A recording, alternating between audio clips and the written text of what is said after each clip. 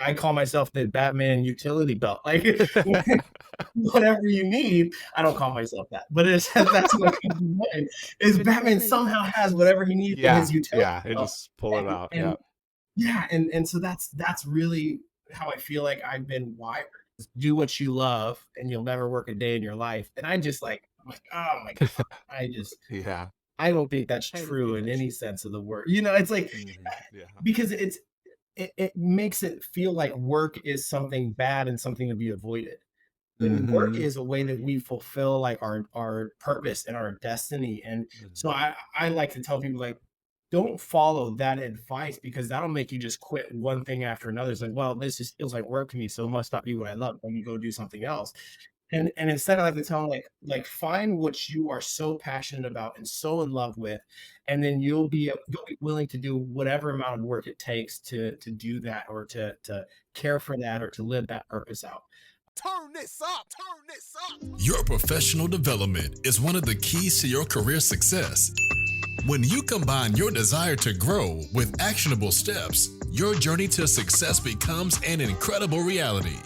Hi, I'm Paul Ferranbi, and welcome to IncrediPaul Leadership, where we learn how to become the most incredible versions of ourselves by learning from each other. Today, I have the honor of having Richard Nakai on the show. He's a husband to an incredible woman, a father to four drastically different children, you mentioned. It Yes. naturally leads to learning new things. Consider yourself a utility leader. Also, to mention that you're currently the outreach pastor at Bellevue Christian Center in Omaha, Nebraska. So that was Yeah. just a little bit about you, Richard. But tell me about yourself the way you would do it. Yeah, I'm a pastor in Bellevue, Nebraska. It's one of the biggest joys of my life. I've played a lot of different roles as a pastor. I've been over youth ministry and our teenagers. I've done some work with our college program. I've done media, digital media, video media communications. I've done a lot of verbal, upfront communications. I do a lot of our community outreach as well as managing our global outreach. Wow. So I get to work a lot with community leaders I get to do a lot of organizational things here as a church too, where it comes to managing our facilities and our teams. And that's why I like to say I'm a utility pastor. I've done a lot of things, Yeah. and really, you might call me a yes man, but my heart is whatever needs to be done. Let me know, and I'll do it. Yeah. Just really that heart of serving, it sounds like. Yeah, That, yeah. that, that's I just want us to move forward, man. that's really cool. I know you mentioned you've done a lot of different things. Where we first interacted was more when you were in the youth space. Is that where you started, or what? Like, kind of walk me through like what you got started in the church, and did you always know you all wanted to work in the church? I guess start there. No, I didn't always know I wanted to work in the church. Yeah. That was towards of the end of high school, and then it kind of shifted the trajectory. I really wanted to go the sports and the college route, but I felt just led in a different direction, and so I did a college program here at our church, and which then led to an internship here on staff, and then led me to become on full staff as an assistant youth director, and that's where I met Paul, probably a different Paul than most people know. Yeah, I probably. I think I met you when you were still growing.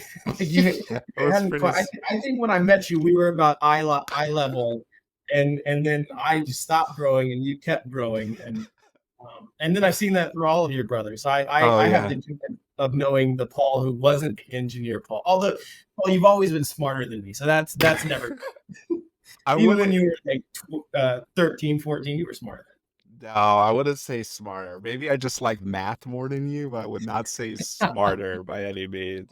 But yeah, That's okay. yeah, I'll say that's a good point. Yeah, because it was when I was in high school and really didn't know really what I was gonna not say that I know exactly what I'm doing in my life, but I have a better picture of it right now. right. Mhm. So I guess it's interesting. You kind of saw me develop through different stages.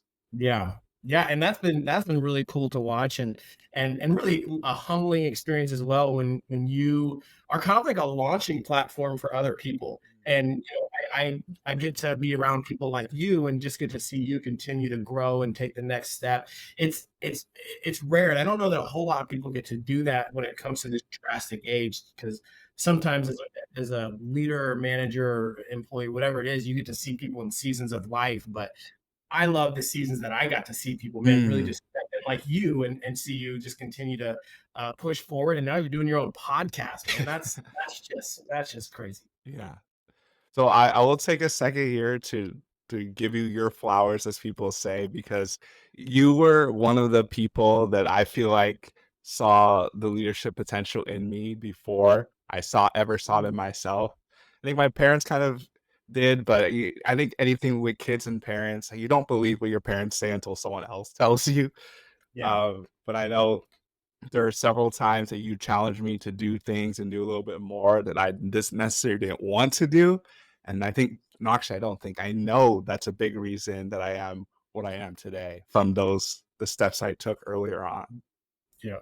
Well, you were just such an easy it was so easy to see that in you, because you were just the person that, man, you showed up and you were always ready, always right attitude. You had this natural influence about you. So you were, and not just because of your height, but you were just this large force in front of me, and it's one of those when you see it's like, how can you not just activate these people, push them, give them roles to be uncomfortable in and grow in. And so you were an easy one to say yes to, man. So it didn't take much to see uh, uh, all that you had inside of you. Okay. Well, I really appreciate that. Good deal. So, going back to, I know you say you started in youth.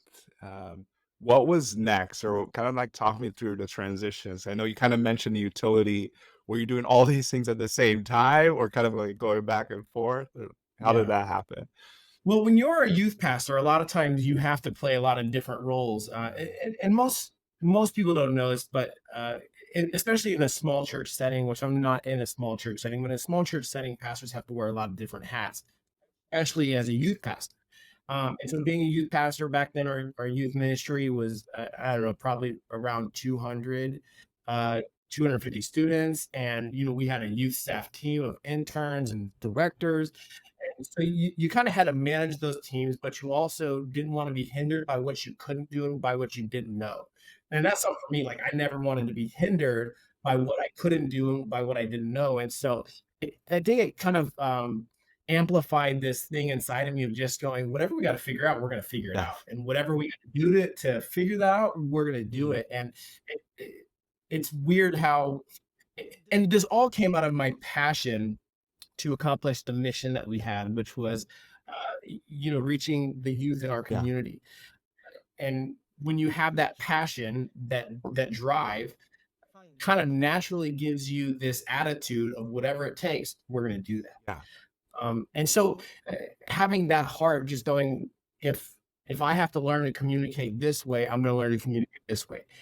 If I have to learn how to organize this way, I'm going to do that, because it doesn't matter what I have to do. All that matters is I see where I want to go, and I'm going to do whatever I can to get there. And so, so being a youth pastor, I think that's where a lot of this started.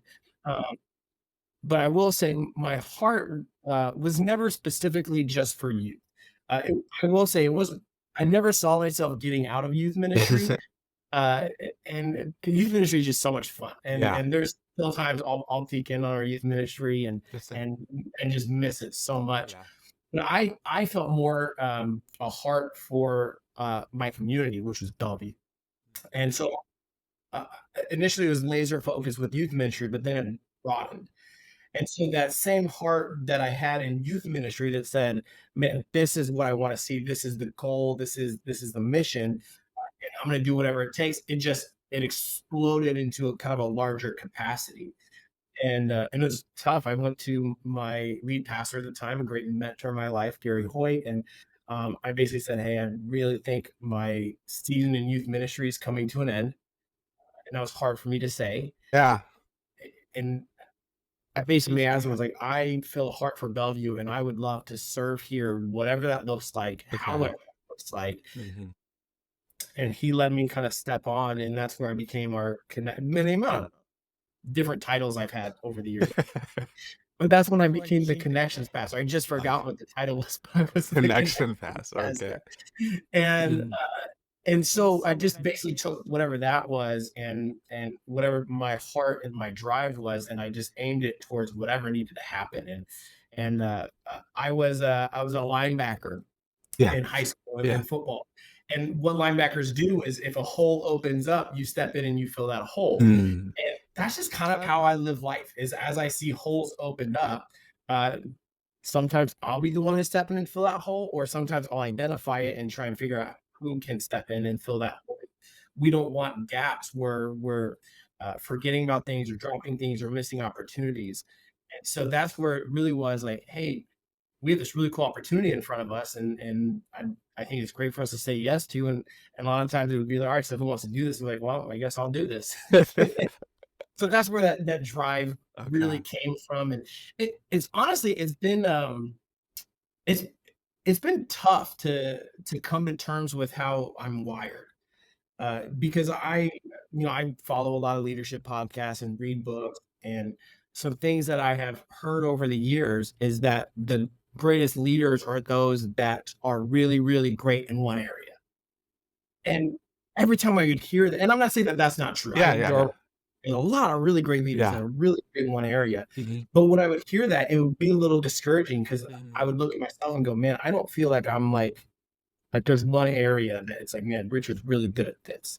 I felt like, man, I cover a lot of ground, and so I looked at that as a negative, and it was really only up until the last couple of years where I've come to terms of uh, maybe this is exactly how I've been designed and created to not just be uh, really, really great focused in one area, but to have the I call myself the Batman utility belt. Like whatever you need. I don't call myself that, but it's that's what comes to mind is Batman somehow has whatever he needs in Yeah, his utility yeah, they belt. just pull it out, And yeah. yeah, and so that's really how I feel like I've been wired, and coming to terms and coming to appreciate that, and knowing, man, there's a lot of people that are way better communicators than me. There's a lot of people that are way better project managers than me. There's a Mhm. lot of people that are uh, way better networking than me. And to understand like, man, there are people that are really great and really focused at that. And that's not me. I can do all of that. And I feel like I can do all of that well, but Mhm. come to terms that that's the strength that I bring to the table. Is embracing how I was created to not just be so focused in one arena, but to go, man, like whatever gaps there are, I'm gonna step in and I'm gonna figure it out. Yeah. No, I really like the metaphor that you use with being a linebacker Yeah. and filling the hole, and I think that's it's an important thing to realize because this podcast is definitely geared more people who are younger professionals, or not necessarily younger professionals, people who are trying to develop their leadership. And so I say young professionals because I think that's where people are more focused on it. And I think what you highlighted is really important in that yes, leadership in one way is maybe being really good at one thing, but just the very nature of the things you were doing as a youth pastor or being in the church, I think there's more value in being good at multiple things and just being good at one thing. Mhm. So I'll use uh, another sports analogy, not football, but for baseball. There's utility Yeah. players that can play a bunch of different positions that do them all really well. They might not be the most elite in one position, but they're often the people that I think fans resonate the most with the utility players because they bring excitement and I feel like they connect better too because they don't seem as removed from others, if that makes Yeah. sense. Yeah. And And what go ahead. well, and it's so interesting because it brings this natural curiosity and can sometimes it can get me in trouble because it's very rare for me to look at something, even if it's like maybe a construction project, or my wife's like, hey, what if we did this to our house? Or it was saying, what if we started this program? It's very rare that I'll look at something and go, I don't think I can do that. Like, if anything, more like I can probably figure out how to do that. In Yeah. like a prideful way, but that's just that. Yeah. And like I said, it's gotten me in trouble a lot of times where I'm taking things apart, going, I can probably fix this. I take it apart, like I can't fix this. So there are times that it's gotten me in trouble, but overall, I think that Yeah. heart and that drive is what kind of brought me to this point. Are you wondering what's next? Has everything you tried failed? Or maybe you just feel stuck? Then coaching might be right for you. The coaching relationship is a relationship totally centered on you. If you're tired of running on the hamster wheel of life and want to start to see results, reach out to IncrediPaul for help. So what are you waiting for? Go to IncrediPaul.org/coaching,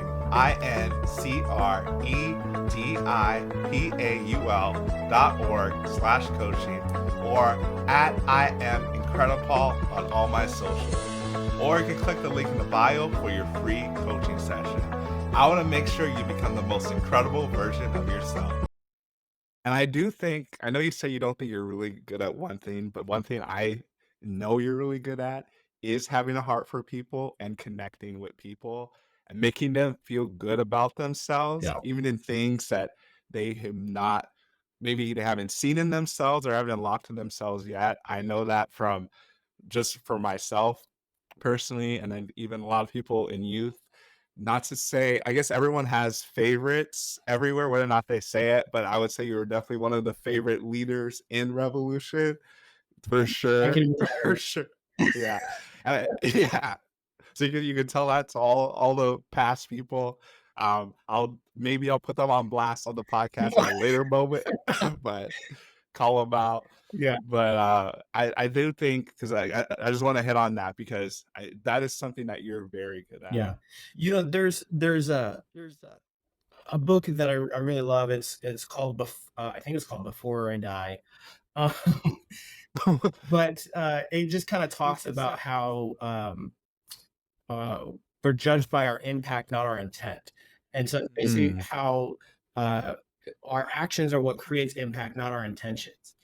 And there's this big, I think it was like a big phrase that I would read all over social media. And it was one of these crazy moments that I just don't enter life. And it was do what you love and you'll never work a day in your life. And I'm like, oh my God, yeah. I don't think that's true in any sense of the word. It's like, Yeah. because it makes it feel like work is something bad and something to be avoided. And work Hmm. is a way that we fulfill like our purpose and our destiny. And so I like to tell people, like, don't follow that advice, because that'll make you just quit one thing after another. It's like, well, this just feels like work to me, so it must not be what I love. Let me go do something else. And instead I like to tell them, like find what you are so passionate about and so in love with, and then you'll be willing to do whatever amount of work it takes to do that, or to care for that, or to live that purpose out.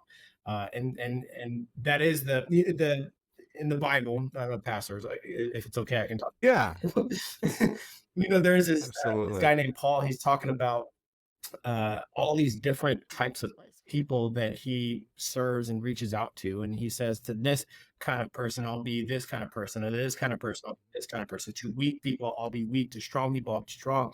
And he says, I'm basically going to do whatever it takes. And I know there's a lot of times that wasn't easy, because Paul in the Bible was in prison several times for doing whatever it took. And that, I think, is kind of the heart that I carry of, man, whatever it takes, like by all, and I think that scripture actually says by all possible means. And so I think that's really the driving force behind that pursuit that you talked about. Yeah, absolutely. Just meeting people where they're at. And I realized that my camera is shut off and I'm trying to switch it, but I'll fix that in a second. We'll fix it in post production. But That is okay, Ned. But Paul, so you kind of work in a different field than I do. And so for me, this kind of mentality of being a utility player it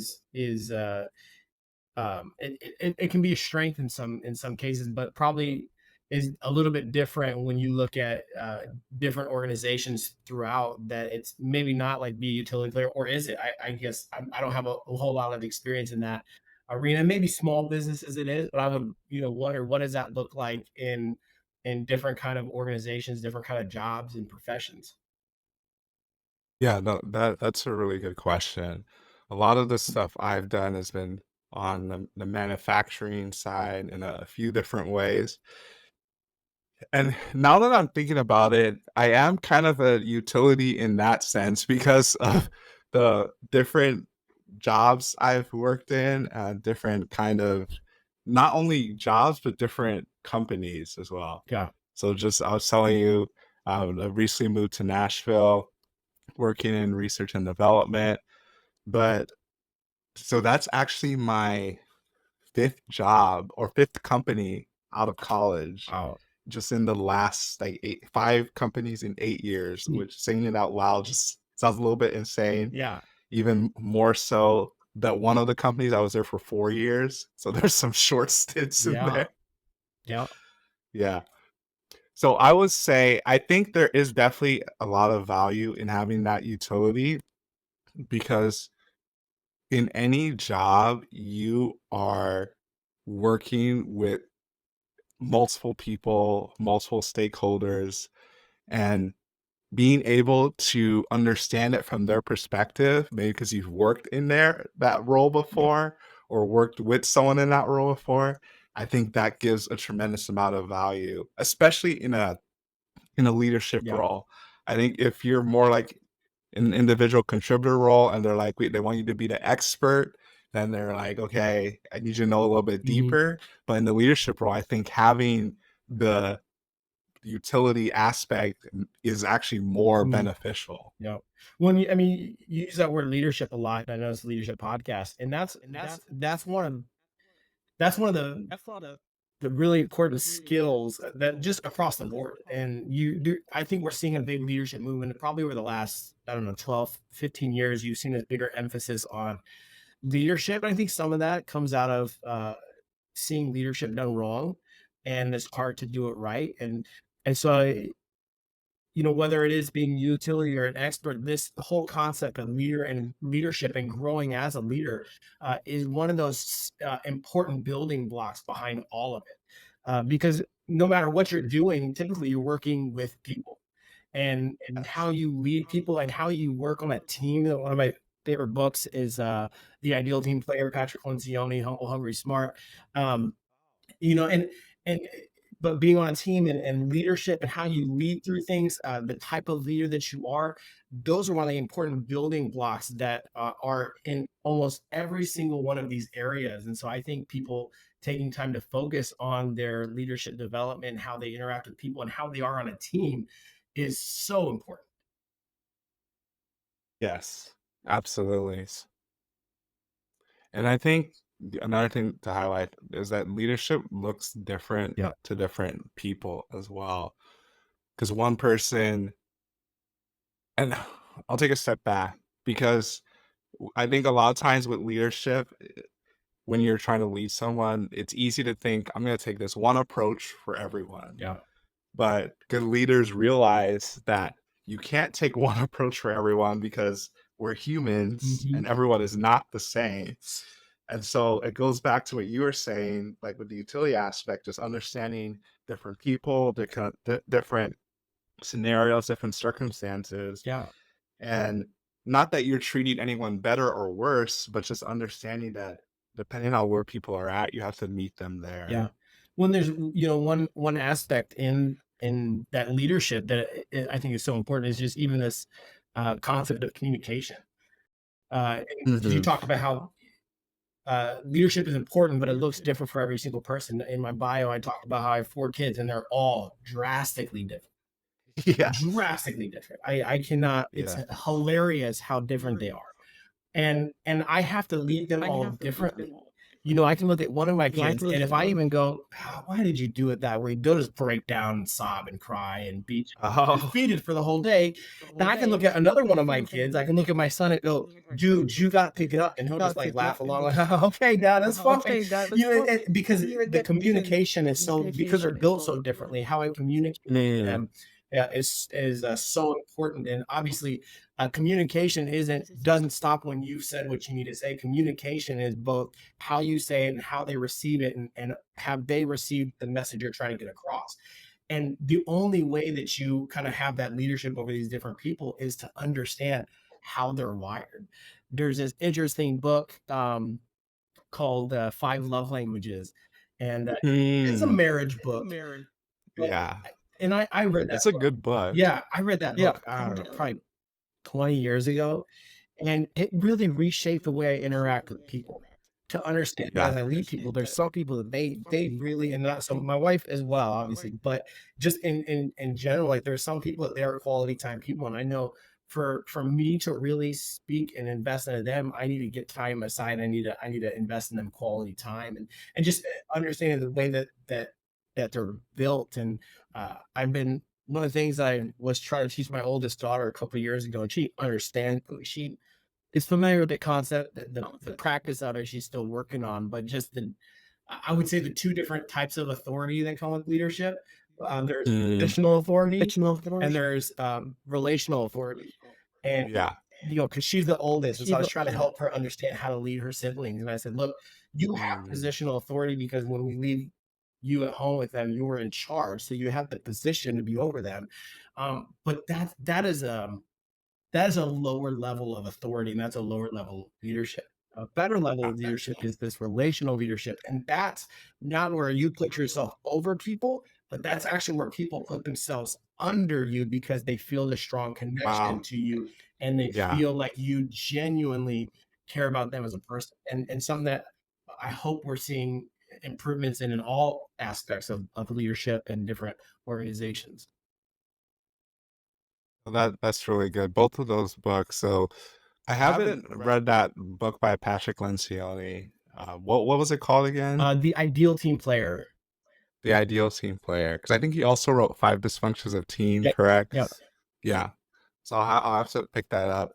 And then the Five Love Languages is that's a really good book too. Yeah. But yeah, I guess it is a marriage book, like you mentioned, but it really relates to everyone as Mhm, far as how you show and receive love. mhm. And what you were even saying with how you interact with your children, Yeah. understanding them. And I think there's a tendency, I know I had that tendency, still do. So work in progress here, not perfect by any means, You're close. is I'm not close by any means, but there's a tendency to love someone the way you receive Yeah. love and to think that that's the way that person wants to be loved. Mhm. And so, leadership, as you mentioned, is understanding you're meeting people where they're at. And when you do that, that's when you mentioned it's not the position level, the Mhm. relationship that you're not going over someone. They're actively seeking you out Yeah, for leadership and mentorship and all of that. yeah. And that can be difficult the larger the organization gets. Uh, because the larger the organization gets, the more organized they have to be, and sometimes there can be, I think, this temptation that people are numbers on a sheet, and it's productivity Mhm. and how many hours and all of that, and so. Paul, I imagine that even in your field, I don't know how large the company that you work at, but this concept of Oh, relational leadership and taking time to yeah. understand the people you work with or the people that are on your team under you. I would Yeah. imagine that that might be a little bit more difficult in a large Yes. organization. Yes, it can be difficult, and to be honest, that is why this is company number 5 because of it's funny, I come in to a really great leader, but then they transition out, I come into another leader that's not, and so it makes it really hard to enjoy being there and doing what you wanna do. So the job can be good, but then the relationship isn't there. You either I've had both, whether you feel micromanaged or you feel like there's not any leadership or management at all, Yeah. just kind of wandering. And so, yeah, and I agree with larger organizations, it's harder because oftentimes you have people managing 30 plus people on the low end. Sometimes someone was saying like, I still don't know how this exactly works. So someone had like 200 direct reports, and I was like, how are they doing Yeah. that? There's no way you could build a good, strong relationship with each one of those people. No. Uh, so I didn't know if that was an interim thing or that's just the way that it was meant to be because they're more project based and they don't need as much oversight, or seemingly they don't need oversight, but everyone needs Yeah. something from their leader, even if it's just to be recognized that, hey, you are doing a good job. Yeah. Um, but yeah, I think larger organizations is definitely harder. Yeah. One and I remember doing a study a long time ago, um, and it was talking about job transition and being in a corporate job and how people would much rather work for a company where they feel appreciated uh than a paycheck. Like it basically saying that being appreciated and uh felt feeling seen and noticed and valued was more important Mm. even than the paycheck that you were getting, which is one of the Yes. things that as managers, CEOs, bosses, leaders in general, that we have to understand that the paycheck isn't enough anymore. It's Hmm. not just like, you work on an assembly line, like the paycheck isn't enough anymore. People I think, are realizing that they have value as a person and they want to work for someone that reinforces that value that they have. Yeah. I'm really glad you mentioned that the paycheck is not enough. Yeah. And even the paycheck is really just a foundation. Mhm. Is I looked into some things in that if you're not making a certain amount based on the industry and like just what it is, like there's gonna be some level of dissatisfaction, but there's only so much money you can make up to a certain point that it really doesn't matter how much money you're making, that you don't feel valued Yeah. anymore. Uh, yeah, Well, and especially, I mean, for when you sure. look at it, where just the job areas right now, where there's a lot of people that are transitioning because they can like there's a lot of job openings and they can go somewhere else and Mhm, make the same paycheck. So what's going to mhm. differentiate where they're at now versus where they want to go? Like Yeah. a great leader is going to make that hard thing of like, man, I really don't want to go somewhere else because I really love the team that I'm on and I really love the person that is my leader above me or the people that I get to lead, or even the culture obviously is very important as well. So Mhm. I think that's something that leaders really need to lean into. Yeah, absolutely. The culture thing is Yeah. huge. I feel like there could be a whole podcast just on the culture and building culture, sustaining culture. Oh yeah. Oh my I goodness. man, one of the craziest stories.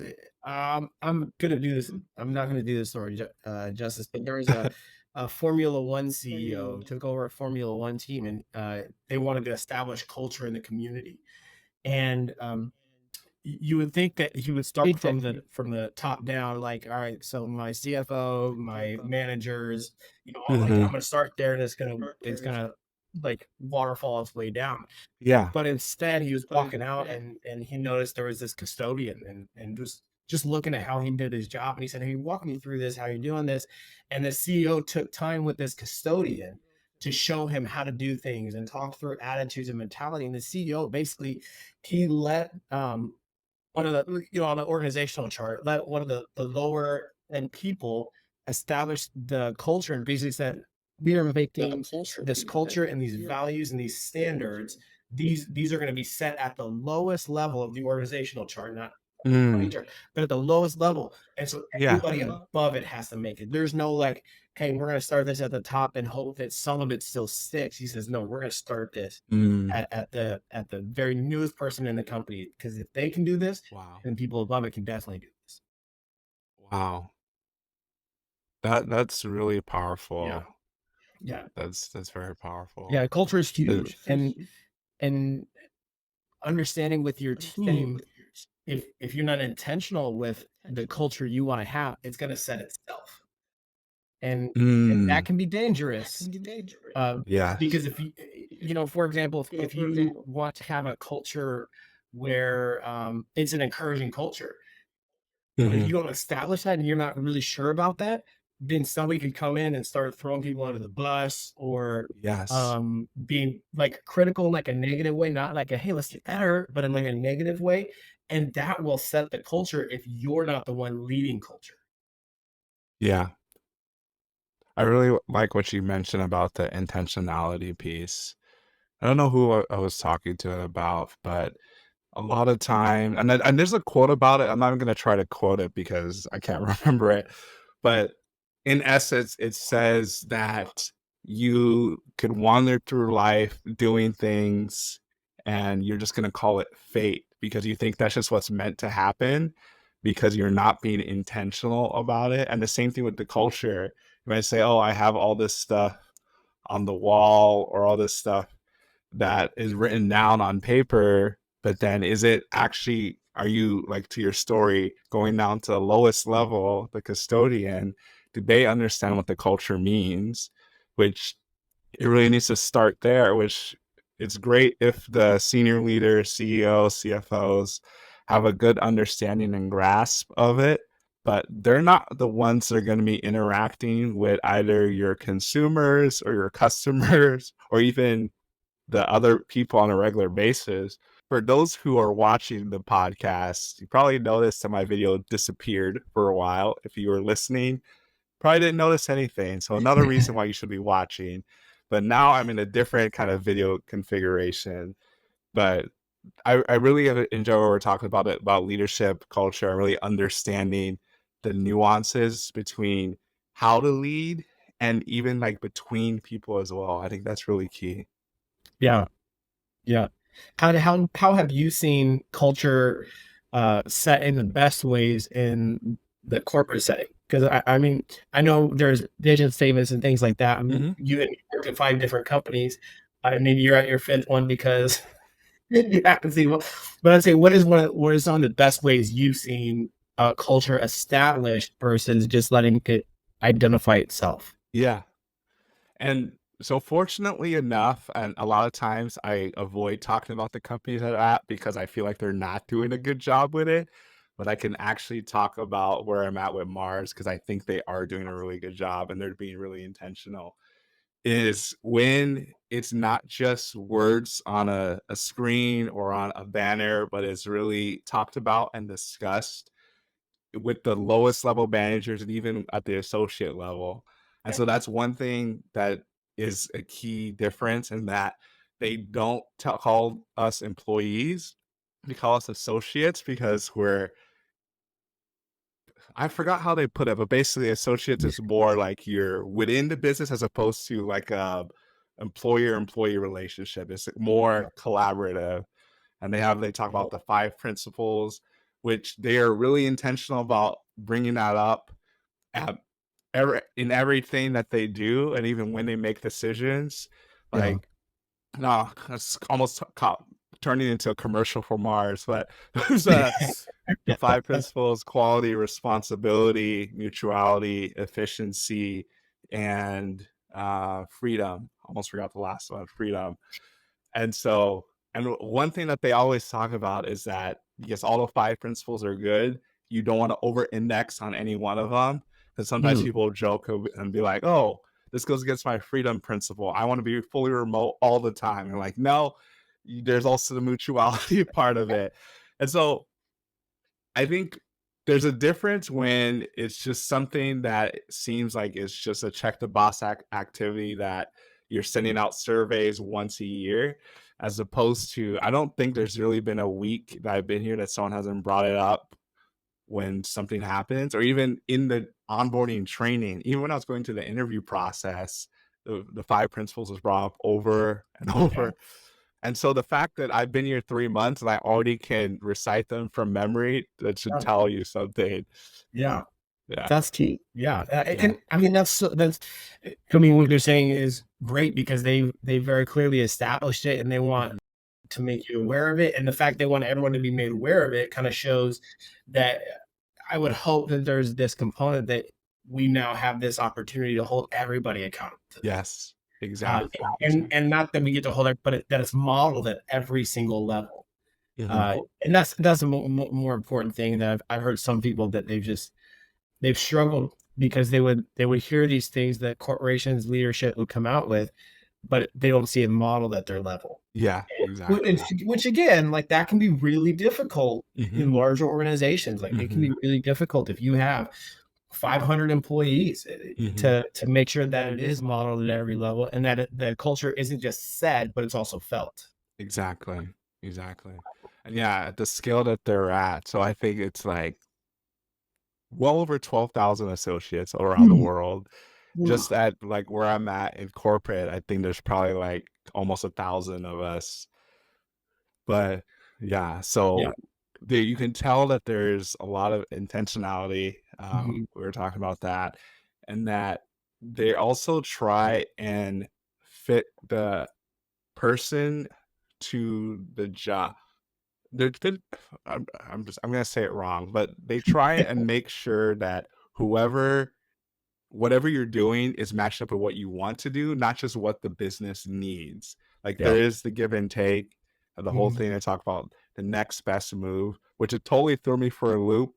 My first conversation with my manager 2 weeks in, she was asking about what I wanted to do next. I was like, I barely have even started this role. And you only asked me about what I want to do next. So But working so on that now. yeah, I was like, what am I doing right now? Exactly. And so there's a lot of things that they've intentionally built to make sure that people are valued, and they say people is their most important asset. Because at the Yeah. end of the day, like that's what it gets everything done. And I'm not Yeah. going to say that they're perfect because they're not a perfect company. No company is perfect. They have opportunities in a lot of areas, but they're pride themselves in their culture. But at the same time, they're also trying to improve in other ways and systems and things. Yeah. So. That's awesome. But yeah, enough of the commercial for Mars though. Man, that's so thank you. I worked there. Like that sounds awesome. Yeah, I'll gladly recruit you there. They actually the funny I know you're joking, but they really value people who have like a breadth of experience in a lot of different areas, Oh yeah. so that you kind of you have a better perspective and you can make decisions quicker. Yeah. That's cool. That's really cool. Yeah, I know we've been going on through technical difficulties and just talking about different things, but I know we're about out of time. But I want to make sure: is there anything that we haven't talked about yet, either leadership in general or who Richard Nakai is that you want the audience to know? Yeah. I guess the last thing that I really hope leaders understand, um, whether you are a positional leader right now, and that's it, and maybe you haven't made the transition over to be a relational leader, Mm, uh, but the actions that we take in our offices, in our household, like they genuinely affect human beings. mhm, How we talk to people, how we talk about people, how we treat people, those people have to go home carrying that stuff. mm, I think that's one of the heavy things that I feel most is it's not just about the productivity at the end of the day. mhm. It's not just about did the job get done, did it get done efficiently. It's it's understanding that I'm impacting a person. Yeah, I'm impacting a mom, I'm impacting a dad, and like we've tried over the years to separate your personal life and your professional life. yeah. Um, that's really not possible No, it's not. because what happens in your personal life that weighs on you. Hmm. And you know, some things that people don't know about my wife is that, or my wife, not my wife, but my wife and I's in our story is Mm, we do have 4 kids at home, but we also have 4 kids in heaven. And mhm, that's a weight that we've had to carry over the years. mhm, And there have been times that my wife has gone into work with this weight of having had another miscarriage, and mm. maybe her boss didn't know that. Yeah. And all to be said is sometimes we don't know what people are coming in to work with that day. Mm. We don't know how that season of life has been for them. Yeah. My wife and my wife, her father-in-law passed away about a year ago, Mm. and she still had to go into work. And thankfully, Wow. she works with a great team, and they were caring for her. But I mean, Yeah. our days look like we would get done working for the day, and then we'd go to the hospital. Oh, Or we'd Wow. go to her house and we'd pack up more stuff because we were selling her house and trying to make sure affairs were in order as her dad was passing. Like, these are Wow. weights people carry into, weights Yeah. of, like, my kid is struggling with ADHD or depression, and, like, I don't have the answers to them, and understand, like, those people are coming in and they're sitting next to you at work. They're Mhm. in your staff meetings, and how you are as a leader could either help them in life and champion them in life, or it could just be more added weight on top of the things that they're already carrying. Wow. And so that's the thing I just really would love for leaders to understand is the decisions you make, the things you say, they genuinely impact other human beings. And just like you have the baggage that you carry and the stuff you're working through, Mhm. so do the people next to you, and so do the people Wow. underneath you.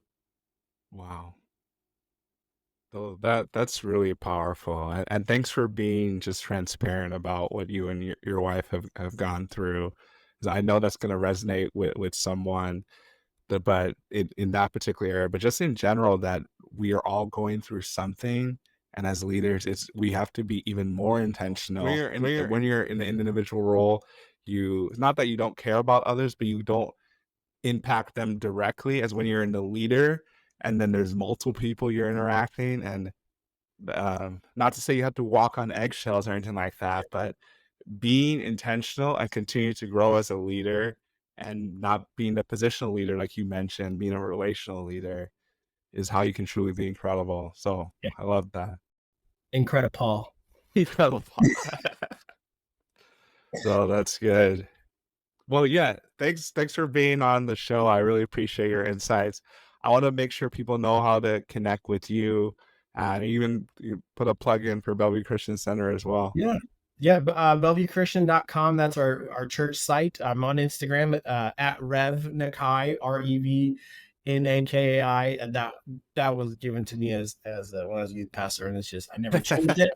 Uh, That's fun. or on Facebook, Richard Nakai. Not super active on social media right now, but I have windows where I am. Yeah, fair enough. So for those of you watching, you probably already saw it come across the screen. If you're listening, you can go to the show notes and stay connected with Richard. But Richard, I really appreciate it. And I waited to the end. I really wanted to say it, but I was like, maybe not everyone will understand it. They need to see our interaction first. But I have a nickname for you, Asian Persuasion. And I really appreciate you. And I don't remember why I came up with that nickname, but I just keep, I know I you. don't know. Because there's just running jokes between us. But just you sharing about your story and even understanding and what I want this podcast to be and what I think what God wants this podcast to be is just really understanding that everyone has a story. Everyone has a different way of creating their path. And a lot of times what you think your path is going to be is not what it is actually going to be. And God uses different things along the way. And it's definitely clear in your path as you got into youth, but you had a heart for people and that just continued to expand and doing more and more. And just, because I remember you mentioned me that you knew me before I was tall and had a career. I also knew you before you had any kids as well. Yeah. Yeah. So just to see how both of our lives have grown and changed over the years, I think this episode is well overdue. I know you said you don't feel like you're qualified to be on this show. I think you're more than qualified with all the stuff you've done and how I know you've directly impacted my life and there's several other people that you may not even know the impact you've had. And this is just one small way of having more people see how incredible you are. That's awesome. Man, I appreciate you having me on, Paul. This was a lot of fun, man. Awesome. Well, for everyone else, I hope you got something from Richard's story. I got to learn a bit more about you as well, so that was cool. And just keep growing, keep learning, keep leading. You can truly be incredible.